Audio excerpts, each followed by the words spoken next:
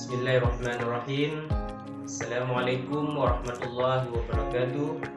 Perkenalkan, saya Muflis Zarmanda, guru pendidikan agama Islam di SMA Unggul Hidayatul Ilmi Kabupaten Aceh Selatan. Sekaligus saya mahasiswa PPG dalam jabatan kategori 2 gelombang 2 tahun 2023. Program studi pendidikan agama Islam di LPDK Universitas Islam Negeri Araniri, Banda Aceh, dengan nomor peserta 110394000711.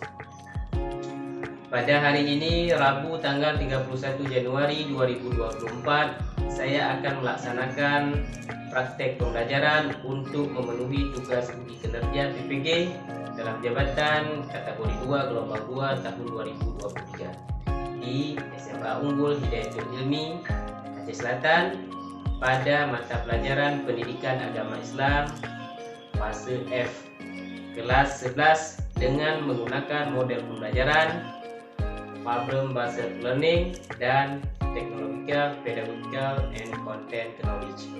Berikut video pembelajarannya.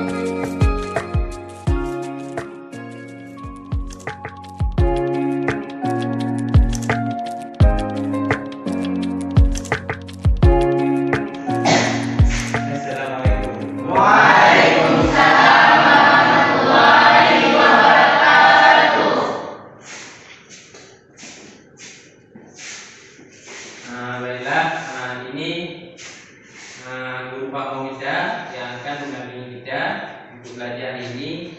Tolong Bapak minta kepada kalian untuk belajar serius. Jadi ini guru Pak Mo yang menilai pembelajaran kita pada hari ini.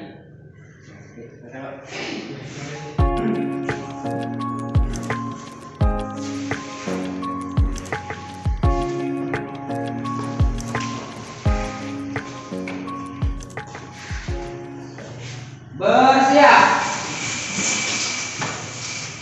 Memberi salam. Assalamualaikum warahmatullahi wabarakatuh. Waalaikumsalam warahmatullahi wabarakatuh. Baiklah, untuk pertama sekali mari kita menyanyikan lagu nasional, lagu wajib. Tolong sama-sama menyanyikan dengan serius.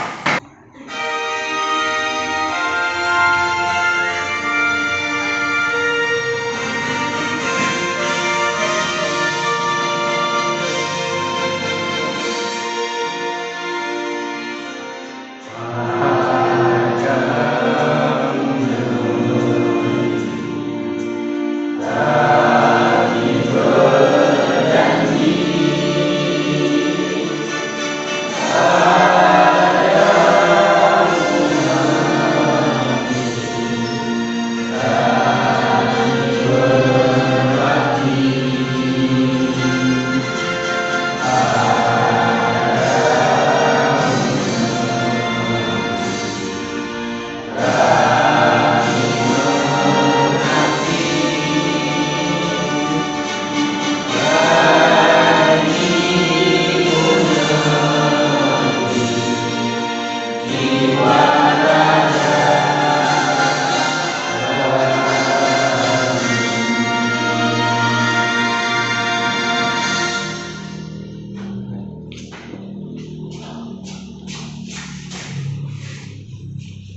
Duduk kembali.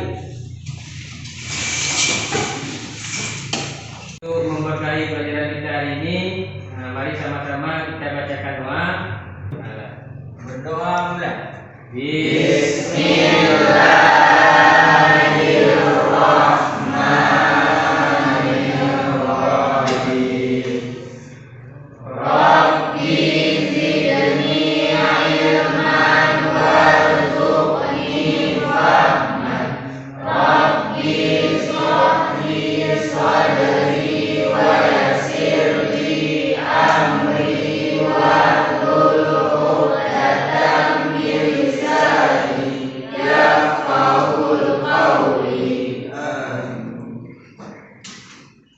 Baiklah,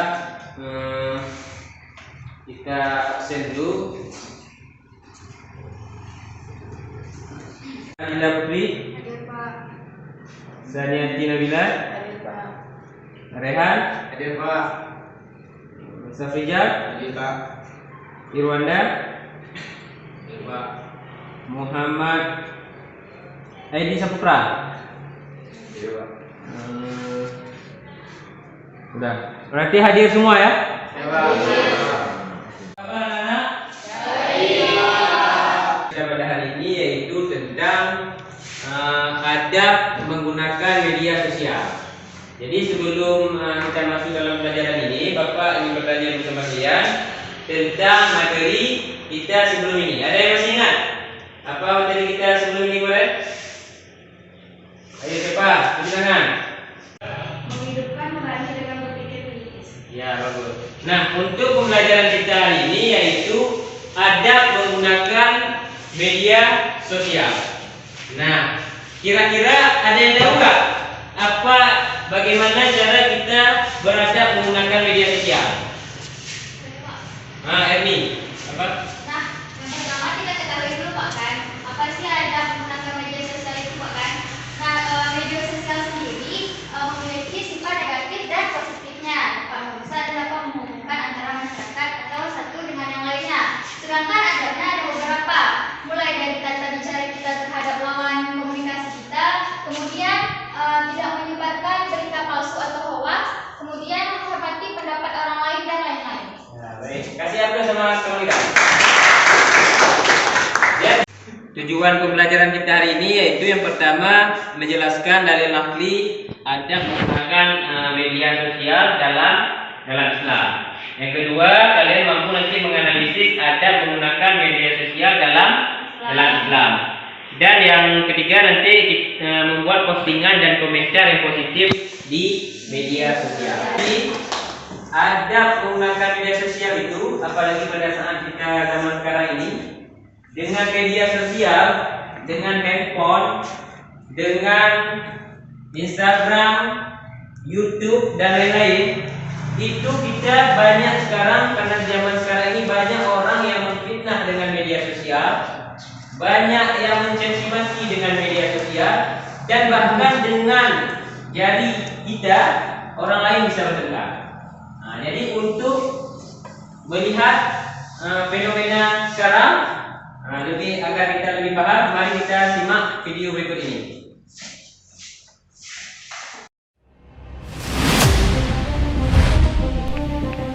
Etika bersosial media. Indonesia adalah salah satu negara dengan jumlah pengguna sosial media terbanyak di dunia. Dan remaja usia sekolah termasuk di dalamnya. Rata-rata mereka menghabiskan waktu lebih dari 3 jam untuk mengakses sosial media dalam sehari. Batas pemakaian tersebut melebihi dari batas maksimal yang disarankan, yaitu 2 jam. Pengaruh buruk dari mengkonsumsi sosial media yang terlalu lama adalah kurangnya waktu tidur, proses belajar yang terganggu, dan kecenderungan untuk berkomentar negatif atau kasar. Ditambah pengaruh psikis, seperti tingginya jiwa kompetitif yang tidak sehat karena mereka selalu membanding-bandingkan dirinya dengan teman melalui postingan-postingan. Hal ini akan berdampak negatif yang akan menumbuhkan sifat kurang percaya diri, minder, dan kurangnya interaksi sosial karena dia merasa malu untuk bertemu secara fisik dengan orang-orang sekitar. Kebiasaan yang buruk ini, jika dilakukan secara terus-menerus dan masif, akan menciptakan pribadi introvert dan psycho. Karena hilangnya keceriaan mereka di masa-masa remaja yang rentan akan pengaruh buruk di lingkungan sekitar.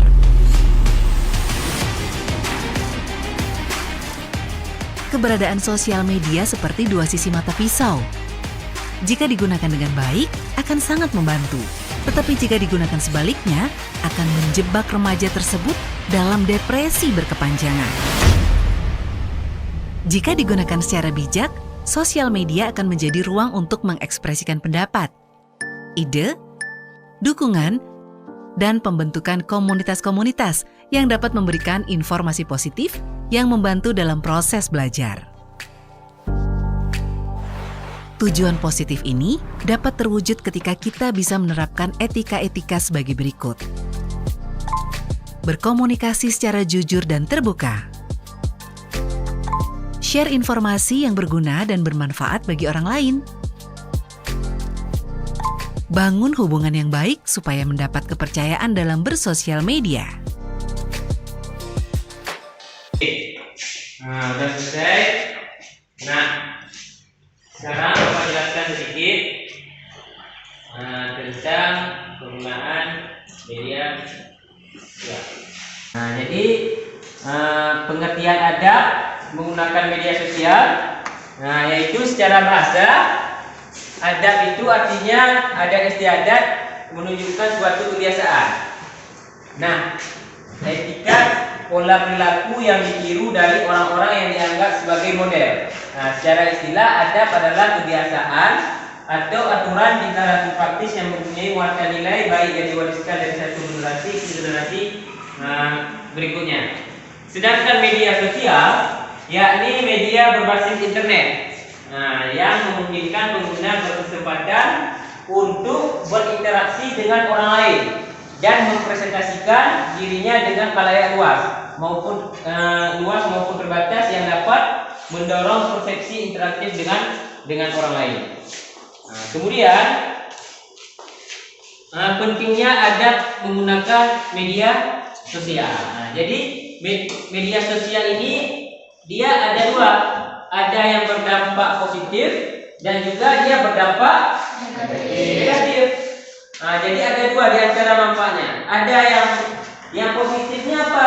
Yang pertama bisa memudahkan orang dalam berkomunikasi, bersilaturahmi, dan kemudahan mendapatkan informasi. Karena berita sekarang yang ada di luar daerah, kita sekarang bisa tahu dengan adanya media, dengan adanya media sosial. Selain itu, medsos juga membangun untuk media pembelajaran. Dengan adanya media, kita belajar pun lebih mudah. Sebaliknya, jika yang berdampak negatif itu banyak sekali sekarang. Contohnya, kalau kita salah menggunakan media ini, kita bisa terjerumus dalam berita hoax. Sedikit ada informasi, sedikit ada ini kita langsung terima tanpa kita lihat sumbernya. Banyak berita hoax, berita bohong. Kemudian banyak ujaran kebencian. Apalagi ini pada saat pemilu ini banyak orang yang menjelek-jelekkan. Kemudian perkelahian, pornografi. Ini yang paling parah sekarang. Orang banyak sekarang menonton video-video pornografi. Anak SMP, SMA sudah menonton pornografi. Berapa banyak saraf di otaknya itu terkuras dengan video pornografi. Padahal dalam Islam pun sudah dilarang dengan orang yang menonton video pornografi itu, bahkan dia bisa bisa otaknya itu, sarafnya itu bisa terganggu. Sehingga untuk menghafal, untuk belajar susah masuk ke kepalanya karena sudah dimasukkan pornografi, radikalisme, terorisme dan lain-lain. Baiklah. Jadi dalil nakli tentang adab bermedia sosial ini ada dalam Al-Quran. Yang integrasinya diajarkan dalam Al-Quran dan hadis, yaitu salah satunya Quran surat Al-Hujurat, surah ke-49 ayat 6. Tolong dibacakan, siapa yang bisa baca? Ya, ini. Bismillahirrahmanirrahim. Ya ayyuhalladzina amanu in ja'akum fasiqun bina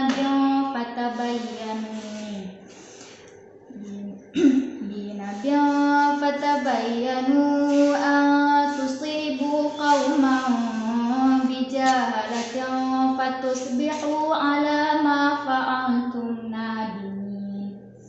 صدق الله العظيم. Coba baca hati lagi orang. Siapa ni? Wadi, baca Wadi. Artinya, wahai orang-orang yang beriman, jika seseorang yang fasik datang kepadamu membawa suatu berita, maka ciri-cirilah kebenarannya, agar kalian tidak mencelakakan suatu kaum karena kebodohan yang akhirnya kamu menyesali perbuatanmu itu. Jadi ayat ini menegaskan kepada kita orang yang beriman, Allah menegaskan bahwa kita jika seorang fasik datang kepada membawa suatu berita, maka telitilah kebenarannya dulu. Jangan langsung kita terima berita tersebut. Dan agar kita tidak mencelakakan suatu kaum karena kebodohannya, karena kecerobohan, yang akhirnya kamu menyesali perbuatan itu. Kemudian, ini adab menggunakan media sosial. Jadi adab menggunakan media sosial itu ada beberapa di sini.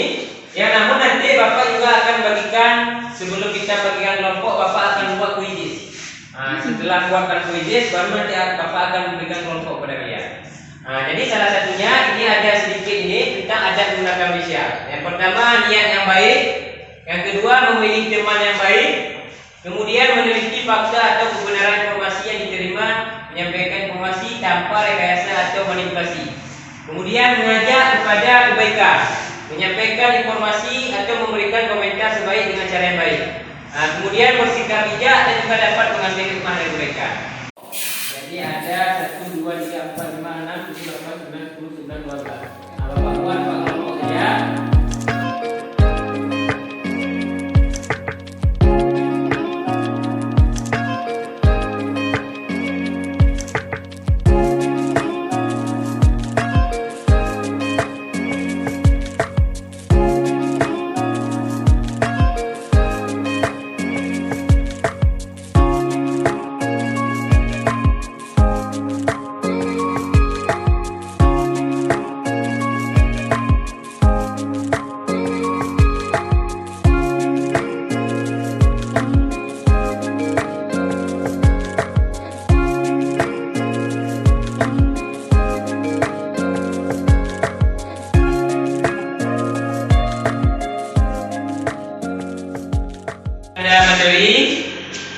Selanjutnya sudah Bapak bagi kelompok kalian nanti mencari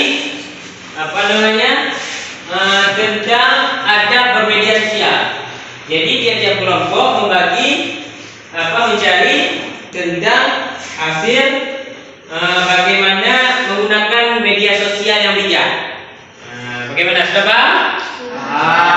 Jadi Bapak kasih waktu 20 menit mencari bahan tentang adab bagaimana menggunakan media sosial dengan bijak.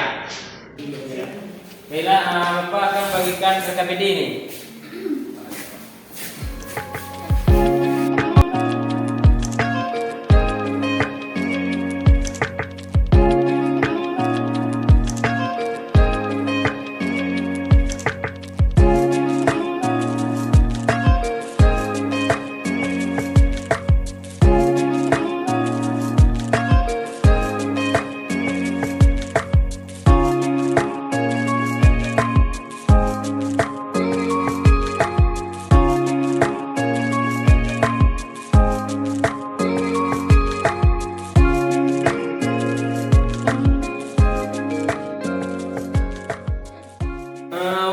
Sudah selesai.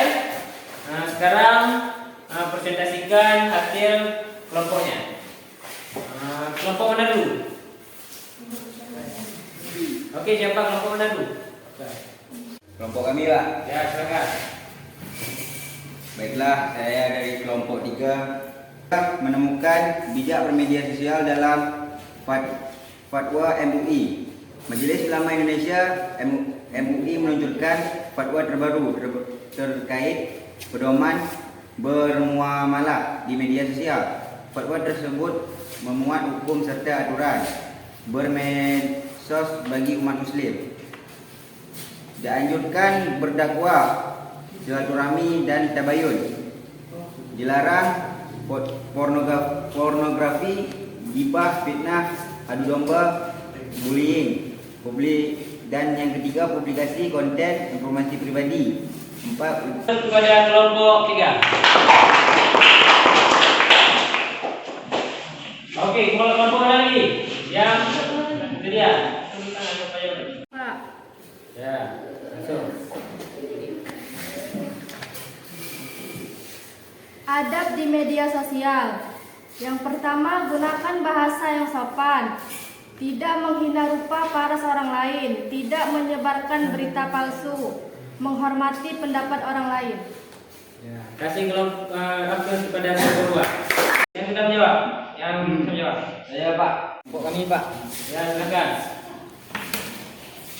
Adab bergaul di media sosial. Hal-hal yang perlu diperhatikan. Siapa yang akan diajak berkomunikasi, atau yang mahram atau bukan.